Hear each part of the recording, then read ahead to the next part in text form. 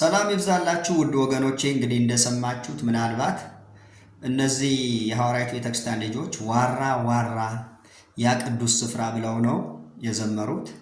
ምን ማለታቸው ይሆን? ምናልባት በሚቀጥለው በዋራ ኮንፈረንስ ላይ መግቢያ ትኬት አዘጋጅተው ልክ እንደ ስቴዲየም ሊያስከፍሉ አስበው ይሁን ቅዱስ ስፍራ ብለው። እንግዲህ መጽሐፍ ቅዱስ እንደሚነግረን ከሆነ ዋራ ቅዱስ ጅጅጋ እርኩስ አላለንም አላለም። መጽሐፍ ቅዱስ አውዱን የጠበቀ አይደለም። መዝሙሩ ልክ አይደለም።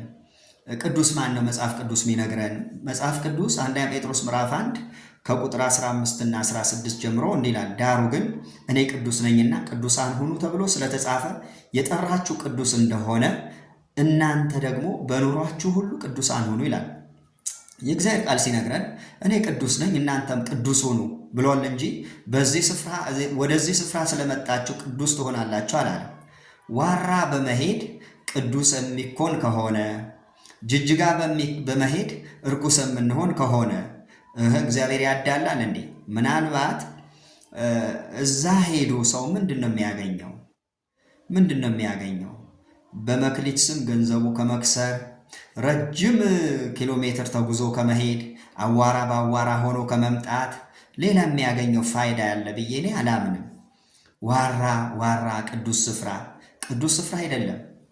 አያችሁ፣ አንደኛ ሳሙኤል ምዕራፍ 4 ላይ ኤሊ ስለ ጦርነቱ ጠየቀ። እስራኤል ተሸነፈ፣ ታቦቱ ተማረከ፣ 2 ልጆቹ ሞቱ ተብሎ ሲነገረው ምንድነው የሆነው? ከወንበር ላይ ወድቆ የ98 ዓመት ሽማግሌ ነበር። አንገቱ ተሰብሮ ወደቀ። የልጁ ሚስት ምራቱ ማለት ነፍሰ ጡር ነበረች። በድንጋጤ ተንበርክካ ወለደች። እንዲህ አለች ለተወለደው ልጅ ኢካቦድ አለችው፣ ክብር ከእስራኤል ለቀቀ አለች። ምን አለ ቅዱስ ስፍራ ከምትሉ ክብር ከሐዋርያት ቤተክርስቲያን ለቀቀ፣ ንስሐ እንግባ፣ እንመለስ፣ እንስተካከል ብትሉ አይሻልም ነበረ?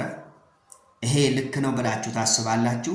እስቲ አንደኛ ሳሙኤል ምዕራፍ 4 ከቁጥር 17 ጀምሮ ወይም ሙሉን አንብቡት፣ መልስ ታገኛላችሁ። ኢካቦድ እኔ ግን ዛሬ እንዲህ ብዬዋለሁ፣ ኢካቦድ ክብር ለቀቀ። ምክንያቱም ሰው እውነት ከፈለገ የትም አለ፣ ብርሃን ከፈለገ የዓለም ብርሃን ክርስቶስ ኢየሱስ ነው፣ የትም አለ።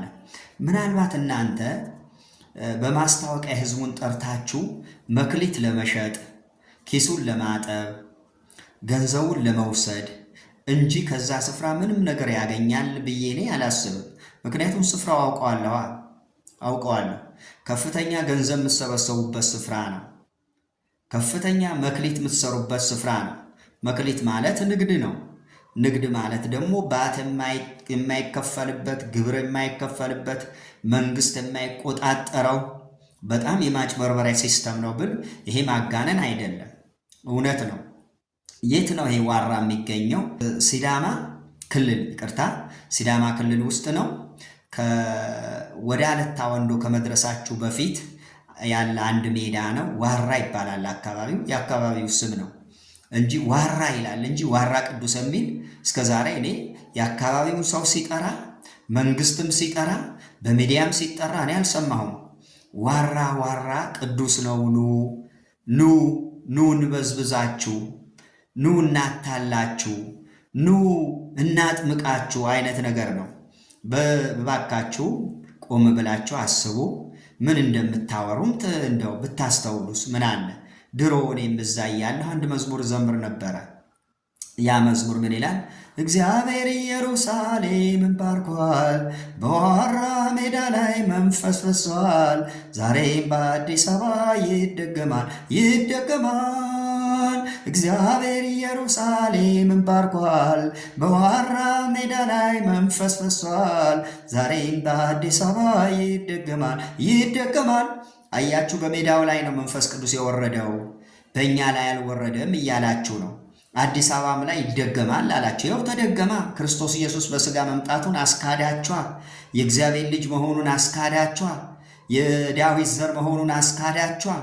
የአብርሃም ዘር መሆኑን አስካዳችሁ። ልክ ነው። በሜዳው ላይ ነው የወረደው፣ በእናንተ ላይ አልወረደም። ስለዚህ ንስሐ ግቡ፣ ተመለሱ። ቄስ ኃይሉ ዘሪሁን ነኝ።